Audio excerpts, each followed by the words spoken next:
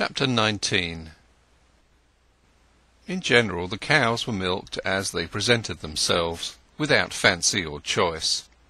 But certain cows will show a fondness for a particular pair of hands, sometimes carrying this predilection so far as to refuse to stand at all, except to their favourite, the pail of a stranger being unceremoniously kicked over. It was Dairyman Crick's rule to insist on breaking down these partialities and aversions by constant interchange, since otherwise, in the event of a milkman or maid going away from the dairy, he was placed in a difficulty. The maid's private aims, however, were the reverse of the dairyman's rule. The daily selection by each damsel of the 8 or 10 cows to which she had grown accustomed, rendering the operation on their willing udders surprisingly easy and effortless. Tess, like her compeers, soon discovered which of the cows had a preference for her style of manipulation, and her fingers having become delicate from the long domiciliary imprisonments to which she had subjected herself at intervals during the last 2 or 3 years, she would have been glad to meet the milcher's views in this respect. Out of the whole 95, there were 8 in particular: Dumpling, Fancy, Lofty, Mist, Old Pretty, Young Pretty, Tidy and Loud, who, though the teats of 1 or 2 were as hard as carrots, gave down to her with a readiness that made her work on them a mere touch of the fingers. Knowing, however, the dairyman's wish, she endeavoured conscientiously to take the animals just as they came, excepting the very hard yielders, which she could not yet manage. But she soon found a curious correspondence between the ostensibly chance position of the cows and her wishes in this matter, till she felt that their order could not be the result of accident. The dairyman's pupil had lent a hand in getting some of the cows together of late, and at the 5th or 6th time she turned her eyes, as she rested against the cow, full of sly inquiry upon him. "Mr. Clare, you have ranged the cows," she said, blushing, and in making the accusation symptoms of a smile gently lifted her upper lip in spite of her, so as to show the tips of her teeth, the lower lip remaining severely still. "Well, it makes no difference," said he.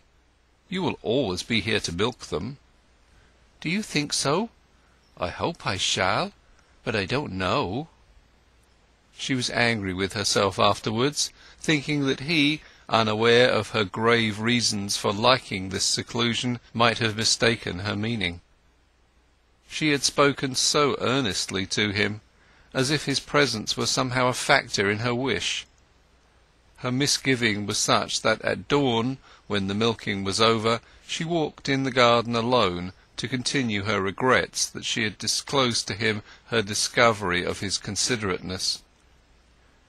It was a typical summer evening in June, the atmosphere being in such delicate equilibrium and so transmissive that inanimate objects seemed endowed with 2 or 3 senses, if not 5. There was no distinction between the near and the far, and an auditor felt close to everything within the horizon. The soundlessness impressed her as a positive entity rather than as the mere negation of noise. It was broken by the strumming of strings. Tess had heard those notes in the attic above her head. Dim, flattened, constrained by their confinement, they had never appealed to her as now, when they wandered in the still air with a stark quality like that of nudity. To speak absolutely, both instrument and execution were poor, but the relative is all, and as she listened, Tess, like a fascinated bird, could not leave the spot. Far from leaving, she drew up towards the performer, keeping behind the hedge that he might not guess her presence. The outskirt of the garden in which Tess found herself had been left uncultivated for some years, and was now damp and rank with juicy grass which sent up mists of pollen at a touch, and with tall blooming weeds emitting offensive smells, weeds whose red and yellow and purple hues formed a polychrome as dazzling as that of cultivated flowers. She went stealthily as a cat through this profusion of growth, gathering cuckoo spittle on her skirts, cracking snails that were underfoot, staining her hands with thistle milk and slug slime, and rubbing off upon her naked arms sticky blights which, though snow-white on the apple-tree trunks, made madder stains on her skin. Thus she drew quite near to Clare, still unobserved of him. Tess was conscious of neither time nor space. The exaltation which she had described as being productible at will by gazing at a star came now without any determination of hers. She undulated upon the thin notes of the second-hand harp, and their harmonies passed like breezes through her, bringing tears into her eyes. The floating pollen seemed to be his notes made visible, and the dampness of the garden the weeping of the garden's sensibility.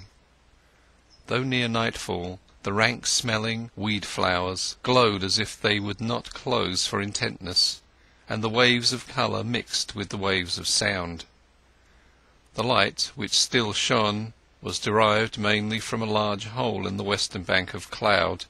It was like a piece of day left behind by accident, dusk having closed in elsewhere.